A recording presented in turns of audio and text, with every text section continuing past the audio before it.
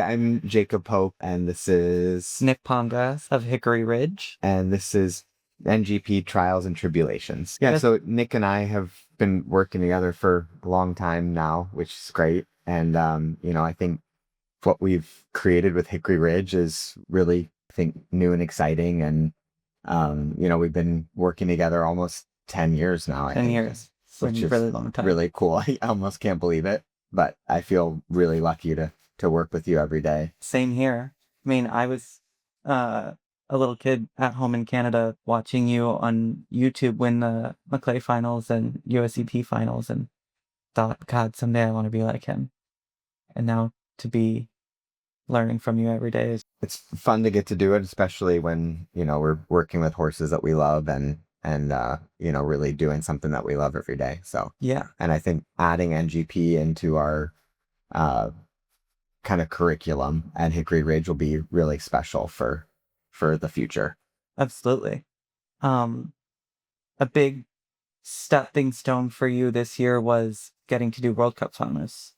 What did you think of that experience? Yeah, I still am a little bit in disbelief at how well it went, which I think is pretty cool. And obviously, I'm super happy that we got to do it together. And with, this being my first championship and, only 2 years into our business of Hickory Ridge, I think it's a real monumental feat for us. Yeah. And I really do look at it as like we both did it. I mean, I was physically riding, but you were there and know highway so well, the horse that we took there, obviously. And I feel really proud to have shown the world kind of what you and I have created in the past couple years. Yeah. And that we could, go and have a pretty great result at our first championship. And yeah, it was, I think, really important that you were there. It was So. incredible. Like I know it sounds silly, but like I keep telling everybody after you jumped that first round, I literally cried. Like when you Yeah. jumped clear. No, Like when I you jumped came out. clear, I came out and I just like cried. Like it was so exciting. Like Luckily, there were happy tears. yeah, they were happy tears, but just like everything that you've worked towards and everything that all that hard work that we've put in and all that dedication and it just proved that when you put your heart to it and you set goals for yourself that you really can do it. Yeah, and I do think that that's a big part of what makes Hickory Ridge and the two of our partnership so important is that it is a lot of hard work.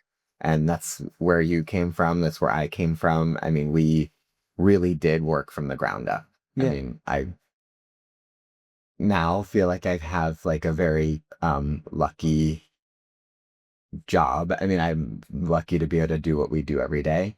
But that doesn't mean that, it was always glamorous. It wasn't always the Wellington lifestyle and Traverse City and traveling and going to do big teams and everything. Neither of us grew up that way, No. which I think kind of sets us apart from some other people. Yeah. So yeah, I mean, I think that that's a cool way that it's a great story to Yeah. know that we came from, humble beginnings and are able to build this together. When you were younger and Streetmore, your trainer, told you that you should um, look at doing the equitation finals, did you have those goals before, or were those things that you and Street worked on together? Yeah. So, I think growing up in Maryland, my background was very hunter based, which I think is part of the reason that, you know, I feel like I had a really good foundation, like in the American riding system. And Street was awesome, but he knew that he was a great coach, a great horseman, a great rider, but he was definitely well versed in hunters, and when it came time to maybe spread my wings and do something a little bit different than just hunters, he was amazing to kind of help place me with all the right people who could help me achieve the goals that we set. And I mean, I don't necessarily know if winning USCT and Maclay finals was a goal. I mean, I think it kind of was obviously something that I had always dreamed of, but I would almost, have called that a dream rather than a goal. Mm-hmm. So Street helping me accomplish my dreams was Mm-hmm. really incredible.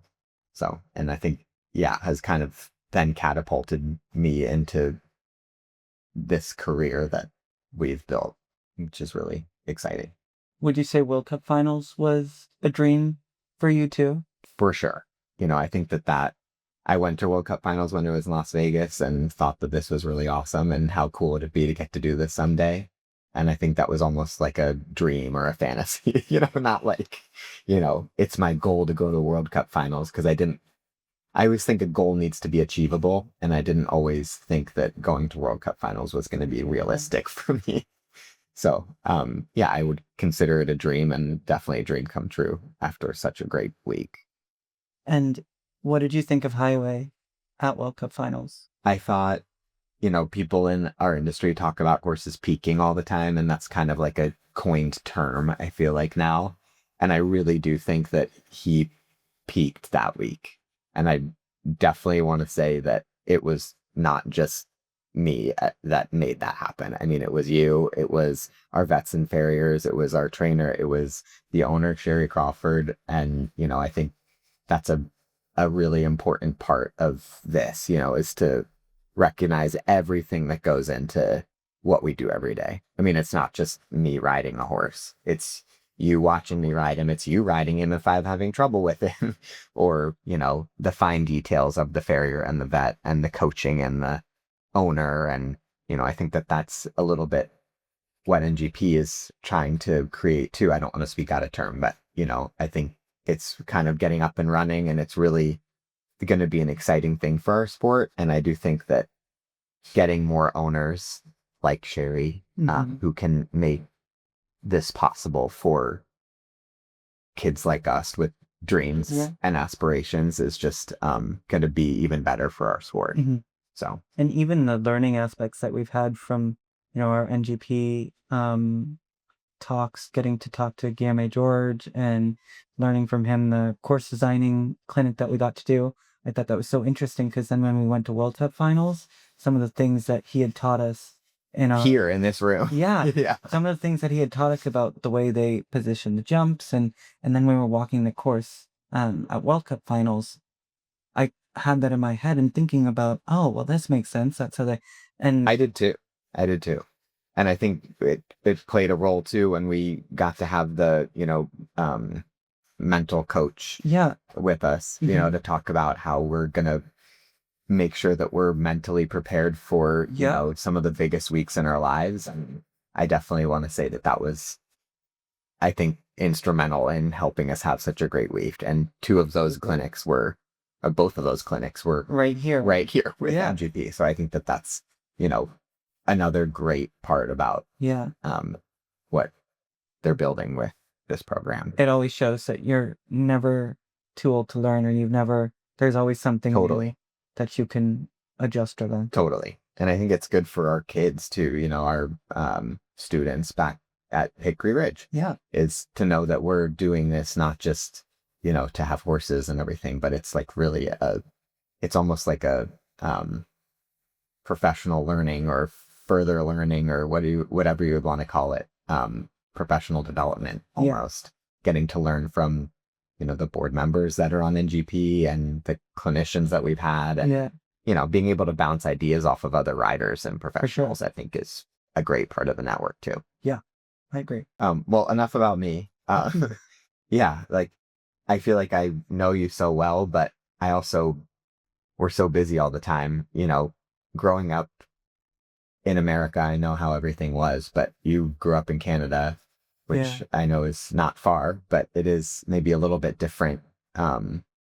Growing up there in the horse industry, like, what was it like as a kid? Did you ride every day? Did you have, a pony that was yours? How did you start riding? Well, growing up in Canada, I had horses in my backyard, which was always so fun. So I have my pony club pony at home, so I'd ride her around bareback and jump her in the field on my own, and then take her to the pony club rallies and try to do cross country. And um, the That's cross why you're so country didn't brave. go Yeah, very that's why well. you're so brave. That's She good didn't though. like that, and then Okay. tried to do dressage, and the judge would always say, he couldn't find X to stop on or something like that. And then the show jumping was always my favorite part. And so I think as I got older, I gravitated more towards that and started taking lessons. And at that point, I also had started to follow you on social media and see what you were doing and how you were progressing. And I remember reading articles about how you had become a working student for Andre Dignelli to be able to compete and learn at that higher level. And I realized that if I wanted to learn and become a professional someday, that I had to start learning as early as I could from as many people as possible. I think So, that's a really good point, is to try to take advantage of every opportunity yeah, presented. Learn from as many people as you can, kind of as we were saying, we still are learning. I mean, we're going to be learning until, we're dead. yeah. So I think that's an important thing to say. And I think I, I was a working student, you were a working student. Yeah. And I think we're both, I don't want to put words in your mouth, but super thankful to the people in our industry who came together to, make sure that we were learning as much as we Yeah. could. I know that it goes both ways. Like we're a working student, so we're providing, some sort of work. But Yeah. I think it's a, yes, it's a two-way street, but the amount that we were able to learn That was from the invaluable. other professionals is like just, Hmm. I still remember my working student positions Yeah. and how much I learned from them and how it really got us to where we are now, Yeah. you know. It was, I think about it all the time, just how, in day to day life, you could go through a period where maybe you're riding a horse and you're struggling a little bit, and you can just take something from, 5, 6 years ago where there was one person helping you, and you could just say, wait, I remember that. And someone used to tell me, be a sponge, you know, soak everything up. You can always squeeze out the parts that you don't like, and you can keep in the parts that you do like, and just try to be that sponge and soak everything up. And I think that's a great thing to think about for the future of our sport Yeah, too.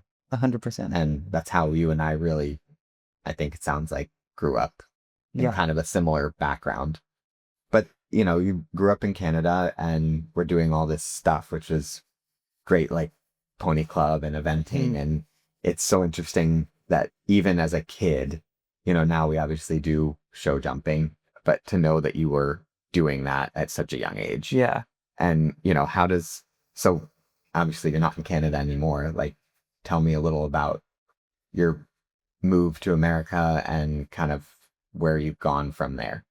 I always knew that I wanted to ride at a higher level, and when I learned about being able to come here, I thought that was such an exciting thing to get to do. And so I reached out to you on Facebook, I remember. I and probably still have the message I somewhere. actually saw Yeah. them the other day. I looked back and showed it to somebody, Yep. um, and I didn't know you at all. And I texted you asking if I could come be a working student. And then from there, I think I remember when we set up a phone call yeah. and you were like, can I call you back in 10 minutes? I'm really busy cleaning the barn and then I have to tack up 3 horses and go turn out a couple and do. Yeah. And I was like, this kid sounds great. I was like, I think he's hired Yeah. because, I mean, you were brutally honest and it sounded like you were an extremely hard Mhm. worker. And I also will never forget, you sent me so many videos of you riding and I felt like you had such, even just from watching, and obviously I didn't see you in person, but you had such good feel. Like the horses seemed to like you. I know you probably sent me the best videos, but you never missed a distance, which still to this day, I feel like you have a really good eye. So I don't know. It was fun to, yeah, be a part of your move to the States Yeah. and to see how much you've been able to do. And it's pretty incredible because, before I came here, I had never even jumped 3'6", And then within a couple months, I was able to get to do medal in the clay finals. And then from there, we were able to find some horses to start to get to jump into the Grand Prix levels. And I remember I jumped my first meter 30 week 7 of WEF, and by week 12 I was jumping the National Grand Prix. It's great. And then a month later I jumped my first 3-star Grand Prix. Yeah, I remember that. And so that was pretty incredible to, just feel like there was such good structure behind me that, I didn't necessarily know if that was something that I should be capable of right away. Like, I didn't know if I was capable of going so quickly through the height levels because I had never done that before. But I just believed in the people that I believed knew in you believed too. in me so Yeah, much that I was like, okay, for sure. I can do this. And that's kind of what it sounds like from World Cup finals too. Is like you mentioned that you weren't exactly sure how it was going to go, and you just knew that you trusted your team and trusted your I horse. trusted everyone that was there. I mean, we had such a great support team. I feel Mhm. like, I mean, friends near and far, friends that came, yeah, coaches and everyone who was part of the the US team with the vets and Janice for the Yeah. body work and Mhm. everything, and really got our horses feeling their best, which Yeah. was great. Well, talk about your goals a little bit, kind of now that you're out of the U25 and, we're building Hickory Ridge and really thinking about the future. Like, Mhm. what are some of the goals that you want to accomplish? Like, and, talking about riding goals, really. Yeah. Hickory Ridge, I think we want to do as much as we can, but we're, you're a huge part of it. So, kind of hearing what you see yourself Yeah. doing or want to do. I think my next goal that I want to achieve would be to jump a 3-star Nations Cup team for Canada. It's my big goal that I see in the future. And I think representing Canada has always been my dream since I was 8 years old.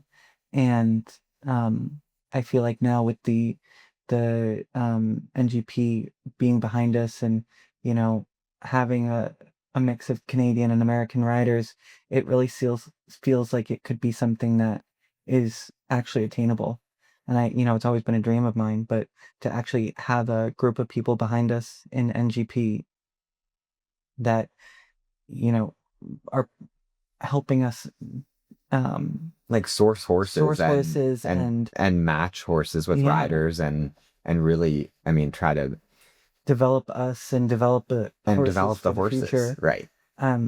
It actually feels like it could be attainable now. Yeah. And so that's my main future goal um, that I see out in front of me Well, closely. that's really exciting. Mhm. And I think that that's something we can definitely do. And I think it's so important in our sport to make sure that we don't just have, coach support and vet support and farrier support, but we really do need support from owners and people Mhm. who are going to help us get horses to Yeah, do these teams and absolutely. to represent the US or Canada or whichever nation you're from. And, I think having owners that see eye to eye with people like us that have big dreams, I think is really important and an exciting part of NGP. For sure. I agree.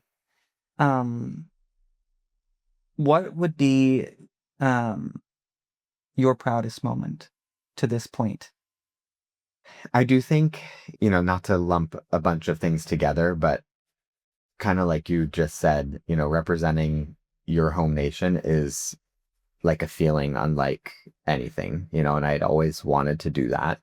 So we have, at least I did a bunch of the 3-star Nations Cup teams, and we did win gold in Denmark.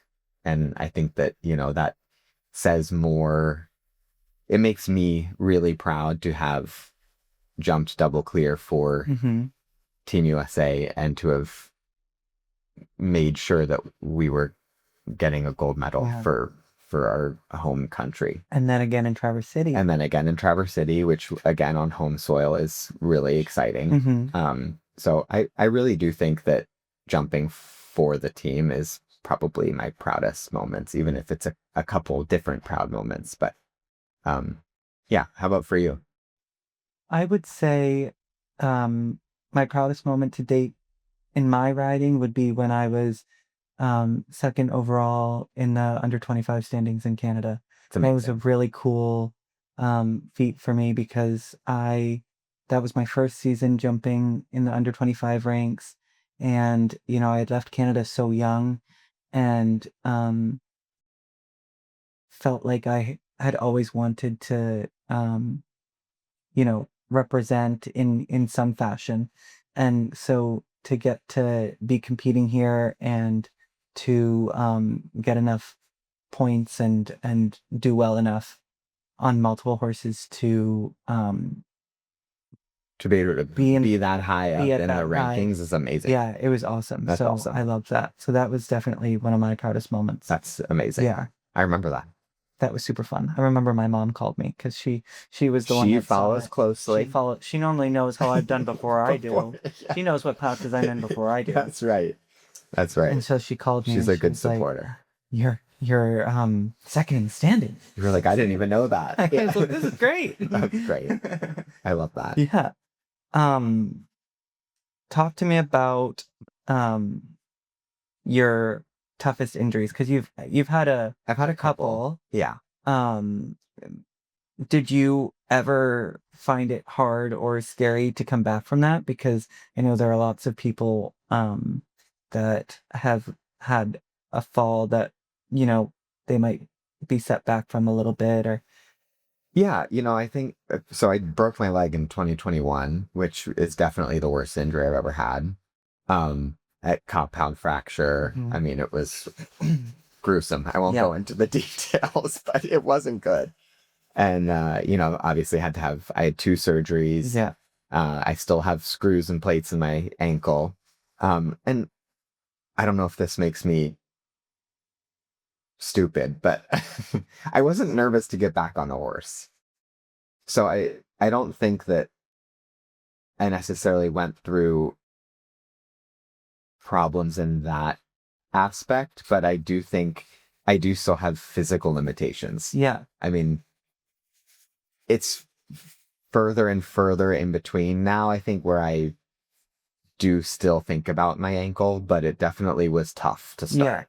And I think, found little tricks that have helped, Mhm. like, because my ankle is a big part of riding. I mean, your heels have to go down and you have to Yeah. be able to squeeze with your spurs and do all that stuff, and your ankle is a big part of that. So I've been able to find little tricks like stirrups that don't have angles on them. Yeah. I like the flat, wide stirrups, Mhm.